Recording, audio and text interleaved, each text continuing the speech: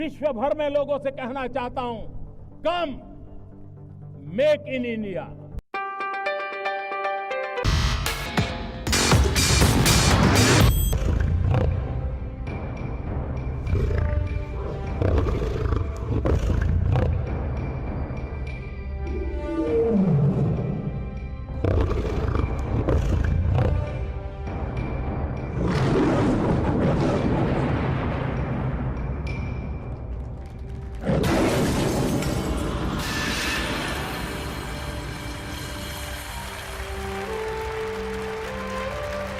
प्रधानमंत्री नरेंद्र मोदी और उनके साथ में केंद्रीय मंत्री हरदीप सिंह पुरी को भी हम देख पा रहे हैं। जी बिल्कुल। सेक्रेटरी जो ministry of petroleum and natural gas के हैं मिस्टर जैन, वो भी उनके साथ है। उनके साथ साथ हम देख पा रहे हैं कि जितने भी ग्लोबल कंपनी के सीईओ जो वो भी उनके साथ है। गोवा के सीएम भी उनके साथ ही हैं।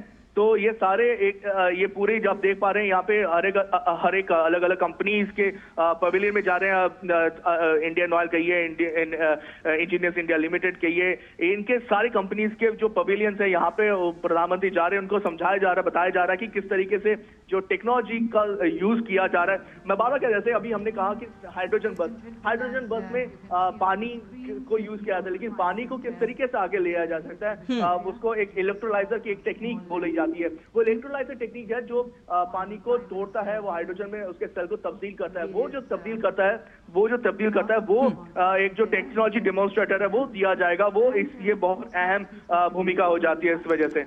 बिल्कुल तापस, हम जानते हैं प्रधानमंत्री नरेंद्र मोदी अपनी सभ्यता को, अपनी संस्कृति को साथ लेकर चलने वाले हैं। साथ ही साथ प्रधानमंत्री नरेंद्र मोदी का फोकस रहता है विकास पर। विकसित भारत की उन्होंने एक परिकल्पना की और उस दिशा में लगातार आगे बढ़ते हुए आज हम देख रहे हैं कि नए नए आयामों को, नए नए पड़ावों को हासिल किया जा रहा है। आत्मनिर्भर हर दिशा में हुआ जा रहा है और उसी की एक वानगी प्रस्तुत करती हुई ये प्रदर्शनी अपने आप में काफी कुछ कह रही है।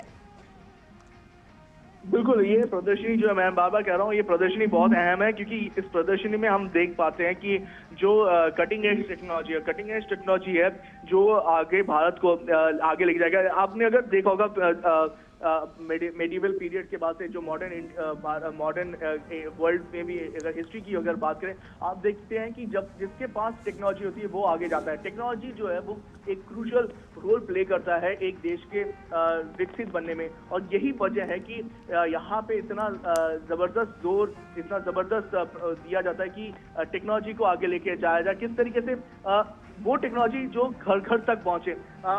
जैसे अभी एक प्रेशर कुकर दिखाया जाता है जहाँ पे उनको वो एक तरह से बहुत ही कॉम्पैक्ट प्रेशर कुकर है। कॉम्पैक्ट प्रेशर कुकर यानी उसमें कोई बायोफ्यूल की जरूरत नहीं है, उसको अलग तरीके से तैयार किया गया है। तो सोलर एनर्जी के जरिए भी उसको तैयार किया गया। तो इस तरीके से बहुत सारी टेक्नोलॉजीज हैं जो घर के लोगों तक, जो कोने कोने में जो हमारे देश में लोग हैं उनको पहुंचाई जा रही है और वो उससे लाभ ले सकते हैं। पहले क्या होता था कि टेक्नोलॉजी बन तो जाती थी, लेकिन किसी साइंस जर्नल में या किसी जो इंस्टीट्यूट है वहां पे पड़ी रहती थी। अब प्रधानमंत्री का मानना है कि जो भी टेक्नोलॉजी बने वो लोगों के काम के लिए बने, लोगों को वो प्रोवाइड किया जाए उसका फायदा। तो इसलिए जो लोग हैं वो साइलोस से निकल के, पहले एक कोई इंस्टीट्यूट बनाता था तो दूसरे इंस्टीट्यूट को पता नहीं होता था, अब सब एक इंटीग्रेटेड तरीके से काम किया जा रहा है। बिल्कुल। और तापस, ये जो हम प्रदर्शनी में देख रहे हैं अपने टेलीविजन स्क्रीन पर जो तस्वीरें आ रही हैं, जो पीछे दर्शाया जा रहा है कि किस तरह से साइंस, तकनीक और साथ ही साथ पर्यावरण का सामंजस्य, इन सबको साथ में लेकर चलते हुए किस प्रकार प्रकृति का संतुलन बनाया जाए, इसको भी प्रस्तुत कर रही है ये प्रदर्शनी। इसमें कोई दो राय नहीं है क्योंकि जो एनवायरनमेंट है, ये जो हमारा पर्यावरण है वो सर्वोच्च है। अगर पर्यावरण नहीं रहेगा तो हम लोग भी नहीं रहेंगे। तो उसको किस तरीके से आगे लेके जाए, लेकिन डेवलपमेंट भी हो, डेवलपमेंट के साथ साथ विकास के साथ साथ ये पर्यावरण का ध्यान रखें, ये इस पे हमेशा से एक बल रहा है। सस्टेनेबिलिटी की आपने बात की, प्रधानमंत्री का खुद का उन्होंने पूरे विश्व को दिया है नारा लाइफ का। मिशन लाइफ जो है वो लाइफस्टाइल फॉर चेंज जो है वो बता रहे हैं कि सस्टेनेबिलिटी के साथ चलिए। अगर आपको जरूरत है जिस चीज की वही चीज लीजिए, एक्स्ट्रा ना लीजिए, वेस्ट ना कीजिए। और वो एक अहम नारा है। और ये जो प्रदर्शनी है यहाँ पे भी हमें वैसी ही चीजें देखने को मिल रही है कि किस तरीके से पर्यावरण को ध्यान में रख के सारी चीजें की जा रही है। और ये जो पूरा प्रदर्शनी प्रधानमंत्री देख रहे हैं, देखिए ऐसा नहीं है कि हर एक जगह पे जा रहे हैं, हर एक चीज समझने की कोशिश कर रहे हैं, हर एक लोगों से मिल रहे हैं, उनको बता रहे हैं कि आप आगे बढ़ रहे हैं। और बहुत ही ये जो प्रोत्साहन देने वाला ये पूरा का पूरा मामला है। तो लोग खुश हैं, जो जितने भी इंजीनियर्स हैं, जितने भी साइंटिस्ट हैं, लोग काम कर रहे हैं हर एक अलग अलग टेक्नोलॉजी पे। उनको एक बल मिल रहा है कि अगर हमारे देश का प्रधानमंत्री हमारे साथ खड़ा है तो हम कोई भी बाधा काट के आगे बढ़ सकते हैं। और बिल्कुल तापस, हमने देखा है कि बीते कुछ सालों में जिस तरह से स्टार्टअप्स को बहुत ज़्यादा बढ़ावा मिला है, कौशल को बहुत ज़्यादा बढ़ावा मिला है, और ये लोगों के कौशल को बढ़ावा देने का, उन्हें एक मंच प्रदान करने का ही कारण है कि आज तमाम स्टार्टअप्स ऐसे सामने आए हैं जो देश को एक नए आयाम पर ले जाने में, अपना न्यू इंडिया बनाने में अपना योगदान दे रहे हैं।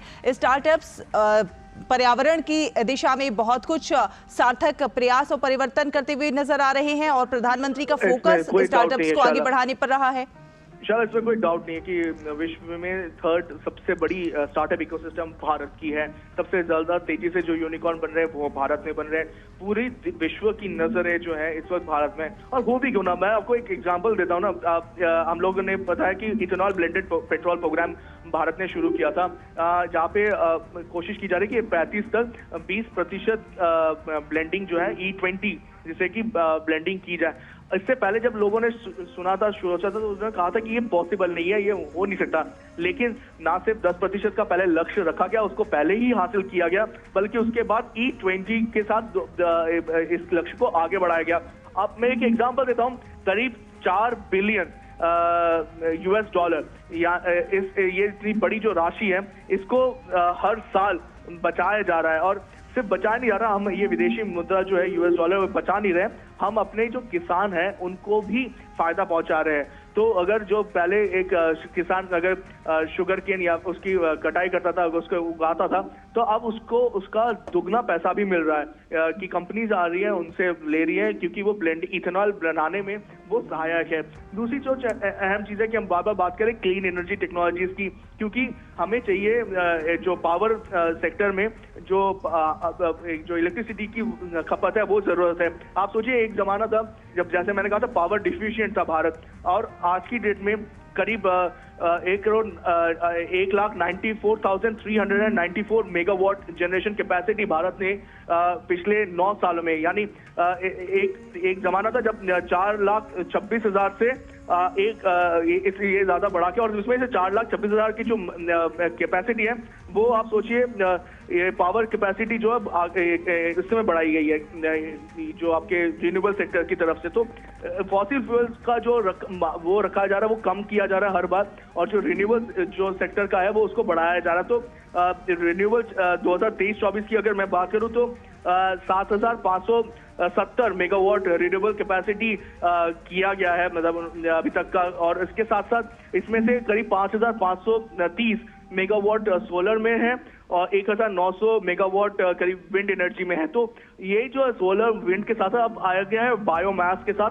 CBG, यानी कि कंप्रेस्ड बायोगैस नेचुरल जो सेक्टर है वो भी आ गया। तो ये दोनों ही चीजें बहुत अहम है, ये दोनों ही चीजें बहुत महत्वपूर्ण हो जाती है। और इसी वजह से हम बार बार कहते हैं रोड मैप तैयार किया जा रहा है कि किस तरीके से एक रोड मैप बनाया जाए, किस तरीके से ये जो भारत को आगे लेके जाना है, 2070 तक नेट जीरो में तब्दील होना है। तो नेट जीरो कैसे तब्दील होगा उसका एक रोड मैप तैयार किया गया, उसी पे ये चल रहा है। बिल्कुल। और तापस, इसमें अभी तस्वीरों में हमने देखा प्रधानमंत्री नरेंद्र मोदी को एक एक स्टोव है और कुछ बॉटल्स हैं। ये क्या हैं और किस तरह से ये एनर्जी से रिलेट है? जी, मैं वही आपको बता रहा था कि किस तरीके से जो गाँव में लोगों को ये स्टोव दिया जाएगा, उससे जो गाँव की जो औरतें हैं, जो लेडीज हैं, आपको शायद याद होगा एक जमाना था कि चूल्हा फूकती थी और हाँ। चूल्हे का जो धुआं आता था, तो वो किस तरीके से लोगों को, जो खासतौर से जो महिलाएं हैं, उनकी जो सांसें, उनमें दिक्कत होती थी, उनकी मृत्यु की दर जो है इस वजह से बढ़ जाती थी। ये जो इस तरीके का ये चूल्हा बनाया गया है, ये स्मोकलेस है, यानी इससे से धुआं नहीं निकलेगा और ये एक तरीके से जो लोग हैं वो उसको यूज जब करेंगे, खासतौर से गृहिणी जब यूज करेंगे गांव के, तो उनके लिए एक तरह से वरदान है। ये उज्ज्वला स्कीम के जरिए बहुत सारे लोगों को ऑलरेडी प्रोवाइड करने की कोशिश की जा रही है और हमें बताया गया है कि इस तरीके के जो एक्सपेरिमेंट्स हैं, ये इनको अब घर घर तक पहुंचाने की जो जरूरत है वो की जा रही है, उनको लेके जा रहे हैं। Basically focus clean energy, green energy पर है और एनर्जी के क्षेत्र में, ऊर्जा के क्षेत्र में किस प्रकार आत्मनिर्भर बना जाए। कई दिशाओं में हम लोग आत्मनिर्भर पहले ही बन चुके हैं और लगातार प्रयास हो रहे हैं और उस दिशा में ये प्रदर्शनी काफी कुछ बयान करती हुई। बिल्कुल, इसमें जैसे मैंने कहा कि आत्मनिर्भर बनना है, लेकिन उसके साथ साथ हमें ये लेके जाना है कि हरित एनर्जी के साथ किस तरीके से रिन्यूएबल एनर्जी पे जोर दिया जा रहा है। ऑलरेडी भारत में, जैसे मैंने कहा, विंड और सोलर एनर्जी पे, हाइड्रो एनर्जी पे बहुत जोर है, लेकिन इसके साथ साथ जो सीपीजी, बायोगैस, इथेनॉल, पेट्रोल, इन सब पे भी जोर दिया जा रहा है जो हाइड्रोजन सेल फ्यूल पे, क्योंकि हाइड्रोजन सेल जो है वो फ्यूचर का फ्यूल माना जा रहा है कि इसके अगर टेक्नोलॉजी और ज्यादा बढ़ती रहे, टेक्नोलॉजी को अगर और विकसित किया जाए, तो शायद इसके बाद हम देख पाएंगे कि लोगों को ये एक्चुअल फ्यूल होगा जो रिप्लेस करेगा फॉसिल फ्यूल को। तो बहुत बड़ी टेक्नोलॉजी ट्रांसफॉर्मेशन चल रही है इस वक्त। इलेक्ट्रोलाइजर बहुत अहम है। इलेक्ट्रोलाइजर का उस पर बहुत ज्यादा जो पहले क्या होता था, जो इलेक्ट्रोलाइजर जो उसको जो पानी को तोड़ता था, वो इलेक्ट्रोलाइजर पहले बाहर से आता था, लेकिन अब ये तकनीक भारत में ही बनाई जा रही है और ये इंडिया एनर्जी वीक पे दर्शाया गया है इंडियन ऑयल के स्टॉल में, ऑयल इंडिया के स्टॉल पवेलियन पे, कि किस तरीके से ये इलेक्ट्रोलाइजर जो है वो बहुत अहम है। ऐसे ही मैंने जैसे कहा कि एक बस यहाँ पे लगाया गया है, इस बस पे जो बस चलेगी वो पानी से चलेगी। जी हाँ, मैं आप अगर ये अचंभा नहीं है, पानी से ही चलेगी, क्योंकि इसमें हाइड्रोजन सेल का यूज किया जा रहा है। जैसे मैंने कहा, इलेक्ट्रोलाइजर को उस तरीके से तैयार किया गया कि पानी डाला जाएगा और वो उस पानी को तोड़ के उससे हाइड्रोजन तब्दील करके वो गाड़ी चलेगी और ये गाड़ी ऑलरेडी मार्केट में आना शुरू हो चुकी है पहली, और ये ऑलरेडी इंडियन ऑयल पे डाल दिया गया है। बिल्कुल, ग्रीन एनर्जी पर प्रधानमंत्री नरेंद्र मोदी का लगातार फोकस रहा है। उस दिशा में कई प्रयास हो रहे हैं, लोगों को धुएं से मुक्त कराने के लिए तमाम प्रयास हो रहे हैं। उसके लिए चाहे उज्ज्वला योजना हो या फिर ऑयल का जो सब्स्टिट्यूट है वो लाना हो, तमाम सारी चीजें। और जिस तरह से लोगों को प्रोत्साहन देना, आप देखिए बहुत सारे लोग हैं जो कुकिंग ऑयल से बायोफ्यूल तैयार कर रहे हैं, पेड़ पौधों के सूखी पत्तियों से और जो मेडिकल वेस्ट होता है उससे बायोफ्यूल तैयार कर रहे हैं। तमाम लोग आत्मनिर्भरता की इस कड़ी में कदम से कदम मिलाकर जुड़ते जा रहे हैं। जी बिल्कुल, आपने देखा कि जिस तरीके से लोग आगे बढ़ रहे हैं, आप देख पाते हैं कि कहीं ना कहीं लोगों में भी वो जज्बा है कि 2070 तक किसी तरीके से 2070 तक जो नेट जीरो का प्रधानमंत्री का जो नारा है, जो विजन है, उसको हासिल करें। ये जो इथेनॉल ब्लेंडिंग की बात की मैंने, इथेनॉल को किस तरीके से तैयार किया जाएगा, उसका 2G जो सेकेंड जनरेशन जो है वो भारत में वो टेक्निक आ चुकी है। 3G की भी टेक्निक अगर इस तरीके से चला तो वो 3G की टेक्निक भी आ जाएगी भारत में। लेकिन 2G सेकेंड जनरेशन मैं क्यों कह रहा हूँ कि एक जमाना था सिर्फ शुगर केन यानी गन्ने से ही इथेनॉल बनाया जाता था, लेकिन अब क्या हो गया है कि एग्रीकल्चर वेस्ट के ये पराली के ये इन सब से आप इथेनॉल बना सकते हैं। इथेनॉल की और बना के सिर्फ ऐसा नहीं है, लोगों को खासतौर से जो ग्रामीण लोग हैं, जो खेती करने वाले लोग हैं, किसान हैं, उनको फायदा मिलता है, क्योंकि जो उनकी जो खेती का एक पार्ट है जो वेस्ट हो जाता था, अब वो कंपनीज को जाके देते हैं, कंपनीज उनको अच्छा खासा पैसा भी देती है। तो एक तरह से डबल फायदा जो किसानों को हो रहा है। एक तो जो किसान एक खेती करते थे वो खेती से तो फायदा हो ही रहा है, जो खेती के बाद जो अवशेष रह जाते थे वो अवशेष को भी अगर आप वो कंपनीज को बेचते हैं उससे भी कंपनीज उनको पैसा देती है और उससे पैसा भी मिलता है उनको। और दूसरा अहम चीज है, हमने देखा किस तरीके से पराली जलाने से कितना लोगों को प्रॉब्लम होती है, किस तरह से पोल्यूशन बढ़ता है। तो अब वो भी उससे भी निजात पाया जा सकता है इसके बाद। बिल्कुल। अच्छा, अगर इसको हम गोवा में प्रधानमंत्री नरेंद्र मोदी इस वक्त डायस पे आ चुके हैं, मैं आपको बताना चाहूंगा शैला, और थोड़ी देर में वो हम लोगों को संबोधित करेंगे और पूरे देश की निगाहें इस वक्त प्रधानमंत्री नरेंद्र मोदी और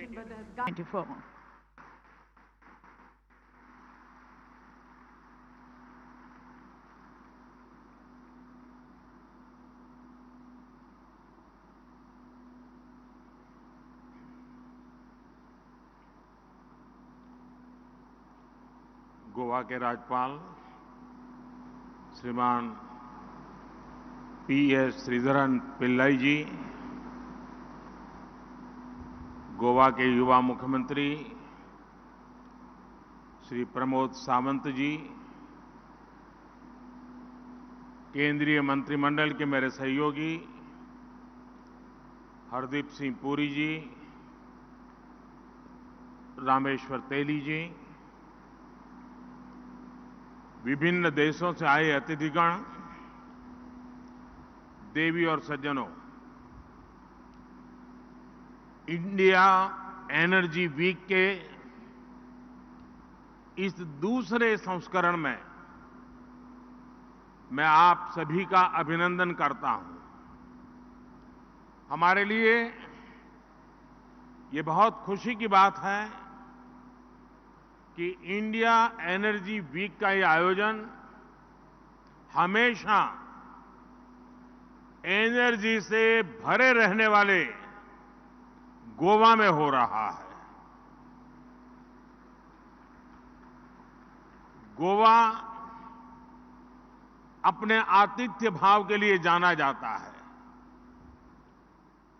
पूरी दुनिया से यहां आने वाले पर्यटक यहां की सुंदरता और संस्कृति से प्रभावित होते हैं। गोवा आज वो राज्य भी है जो विकास के नए प्रतिमानों को छू रहा है। इसलिए आज जब हम पर्यावरण के प्रति संवेदनशीलता की बात करने के लिए एकजुट हुए हैं, सस्टेनेबल फ्यूचर के बारे में बात करने जा रहे हैं, तो इसके लिए गोवा बहुत ही परफेक्ट डेस्टिनेशन है। मुझे विश्वास है इस समिट में आए सभी विदेशी मेहमान अपने साथ गोवा की लाइफ टाइम मेमोरी लेकर जाएंगे। साथियों, इंडिया एनर्जी वीक का यह आयोजन एक बहुत महत्वपूर्ण कालखंड में हो रहा है।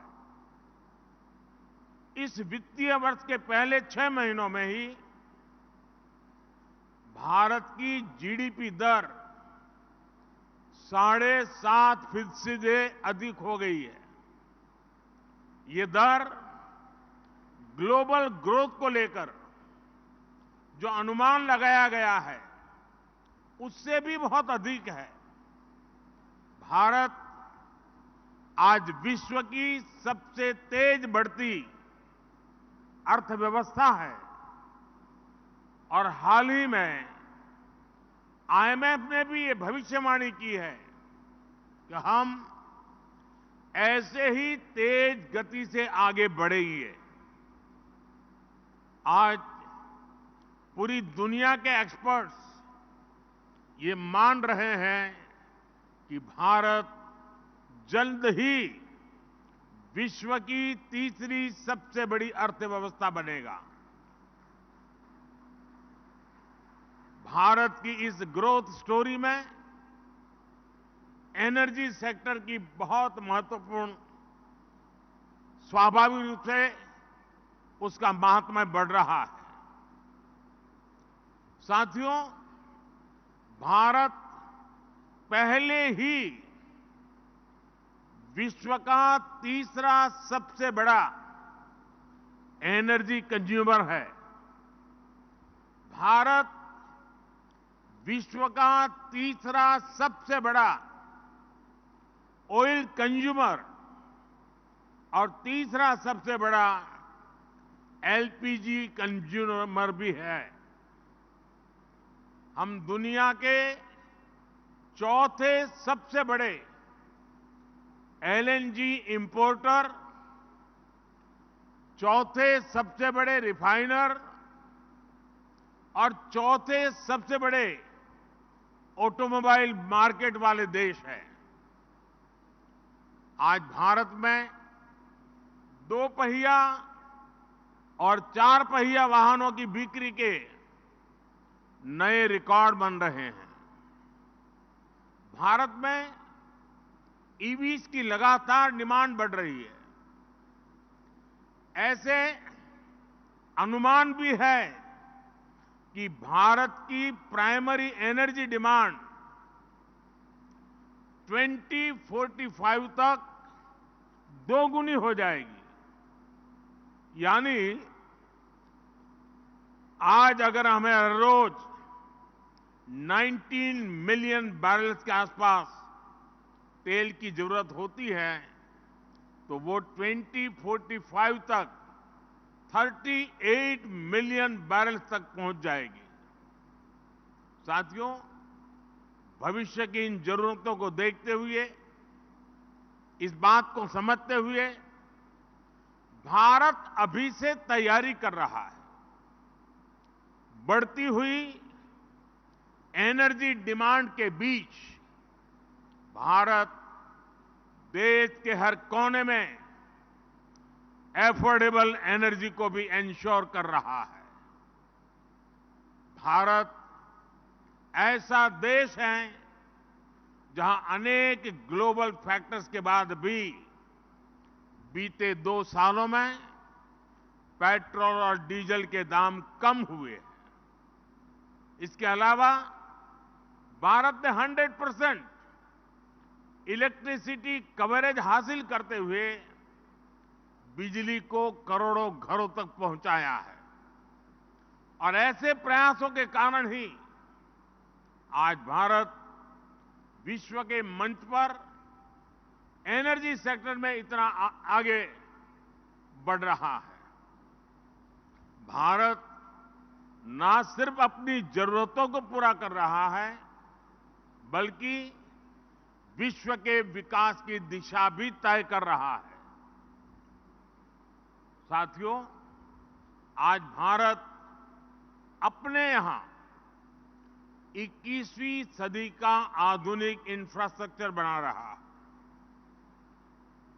हम इंफ्रास्ट्रक्चर बिल्डिंग मिशन पर काम कर रहे हैं।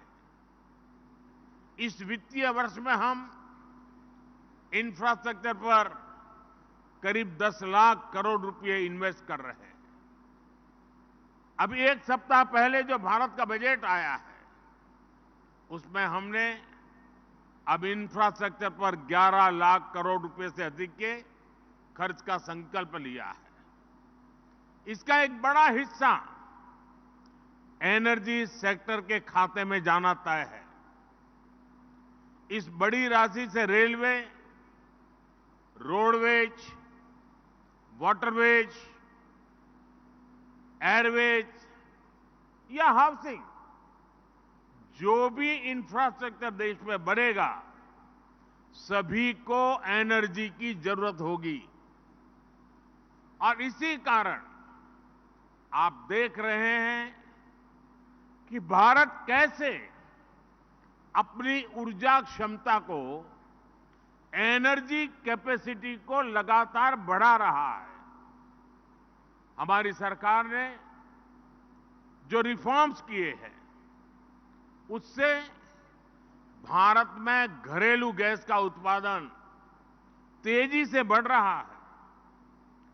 हम प्राइमरी एनर्जी मिक्स में नेचुरल गैस को 6% से बढ़ाकर 15% तक करने के लिए प्रयास कर रहे हैं।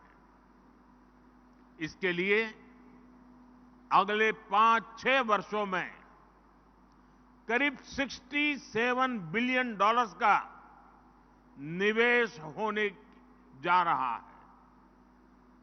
हम पहले ही विश्व के सबसे बड़े रिफाइनर में से एक है। आज हमारी रिफाइनिंग कैपेसिटी 254 MMTPA से अधिक हो गई है। हमने 2030 तक भारत की रिफाइनिंग कैपेसिटी को 450 MMTPA तक पहुंचाने का लक्ष्य रखा है। भारत पेट्रोकेमिकल और अन्य फिनिश प्रोडक्ट्स के क्षेत्र में भी एक बड़ा निर्यातक बनकर उभरा है। मैं आपको ऐसे कई और उदाहरण दे सकता हूं, लेकिन इन सारी बातों का मूल ये है कि भारत इस समय एनर्जी पर इतना निवेश कर रहा है जितना पहले कभी नहीं हुआ। और इसलिए आज दुनिया में ऑयल, गैस और एनर्जी सेक्टर से जुड़ा करीब करीब हर लीडर भारत में निवेश करना चाहता है। कितने ही लीडर्स इस समय मेरे सामने बैठे हुए हैं। हम पूरी गर्मजोशी से आपका भी स्वागत करते हैं। साथियों, सर्कुलर इकोनॉमी भारत की प्राचीन परंपरा का हिस्सा रही है। रीयूजिंग का कंसेप्ट भी हमारे जीने के तरीके से जुड़ा हुआ है। और ये बात एनर्जी सेक्टर से भी उतनी ही जुड़ी हुई है।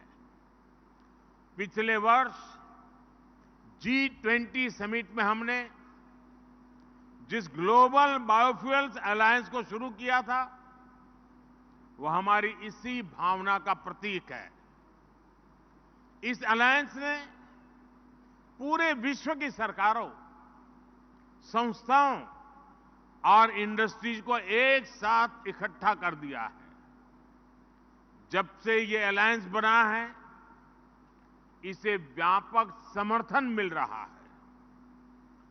बहुत कम समय में ही 22 देश और 12 इंटरनेशनल ऑर्गेनाइजेशन इस अलायंस से जुड़ गए हैं। इससे पूरे विश्व में बायोफ्यूल्स के इस्तेमाल को बढ़ावा मिलेगा।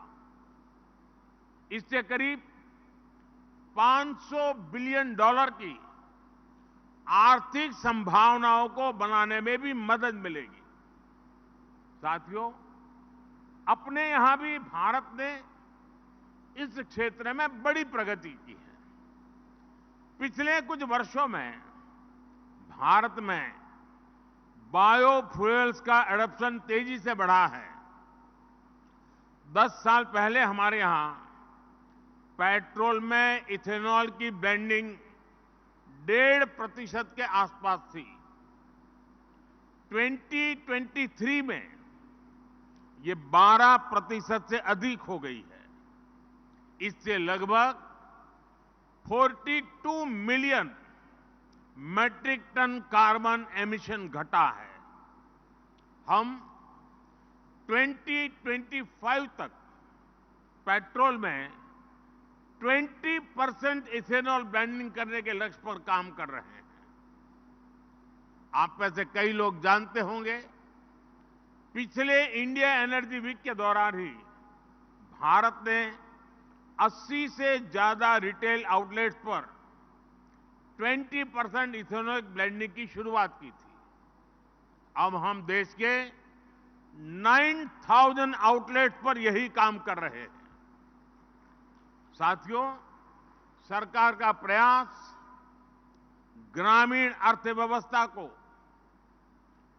वेस्ट टू वेल्थ मैनेजमेंट के मॉडल पर नई गति देने का भी है। इसके लिए भारत में 5000 कंप्रेस्ड बायोगैस प्लांट लगाने की दिशा में काम किया जा रहा है। साथियों, विश्व की 17% जनसंख्या वाला देश होने के बाद भी विश्व में भारत का कार्बन एमिशन शेयर सिर्फ 4% है। इसके बाद भी हम अपने एनर्जी मिक्स को और बेहतर करने के लिए पर्यावरण के प्रति संवेदनशील एनर्जी सोर्सेज के विकास पर बल दे रहे हैं। 2070 तक हम नेट जीरो एमिशन का लक्ष्य हासिल करना चाहते हैं। आज Bharat renewable energy install capacity में विश्व में चौथे स्थान पर है। हमारी इंस्टॉल इलेक्ट्रिसिटी कैपेसिटी, इसका 40% हिस्सा नॉन फॉसिल फ्यूल सोर्सेज से आता है। बीते एक दशक में भारत की सोलर एनर्जी इंस्टॉल कैपेसिटी 20 गुना से ज्यादा बढ़ी है। सौर ऊर्जा से जुड़ने का अभियान भारत में जन आंदोलन बन रहा है। कुछ दिन पहले ही भारत में एक और बड़े मिशन की शुरुआत हुई है। भारत में 1 करोड़ घरों में सोलर रूफटॉप लगाने की योजना को उसका ऐलान किया गया है। इससे हमारे 1 करोड़ परिवार ऊर्जा के क्षेत्र में आत्मनिर्भर होंगे। उनके घरों में जो अतिरिक्त बिजली बनेगी उसे सीधे ग्रिड तक पहुंचाने की भी व्यवस्था की जा रही है। आप कल्पना कर सकते हैं, भारत जैसे देश में इस योजना का कितना बड़ा असर होने जा रहा है। इससे आपके लिए भी इस पूरी सोलर वैल्यू चेन में निवेश की बहुत बड़ी संभावना बनने वाली है। साथियों, आज भारत ग्रीन हाइड्रोजन के क्षेत्र में भी तेजी से आगे बढ़ रहा है। नेशनल ग्रीन हाइड्रोजन मिशन के कारण भारत जल्द ही हाइड्रोजन प्रोडक्शन और एक्सपोर्ट का केंद्र बनने वाला है। मुझे विश्वास है, भारत का ग्रीन एनर्जी सेक्टर इन्वेस्टर्स और इंडस्ट्री दोनों को श्योर शॉट विनर बना सकता है। साथियों, इंडिया एनर्जी वीक का ये आयोजन सिर्फ भारत का आयोजन नहीं है। ये आयोजन India with the world and India for the world इस भावना का प्रतिबिंब है। और इसलिए ये मंच आज एनर्जी सेक्टर से जुड़े विचार विमर्श और अनुभवों को साझा करने का मंच बन गया है।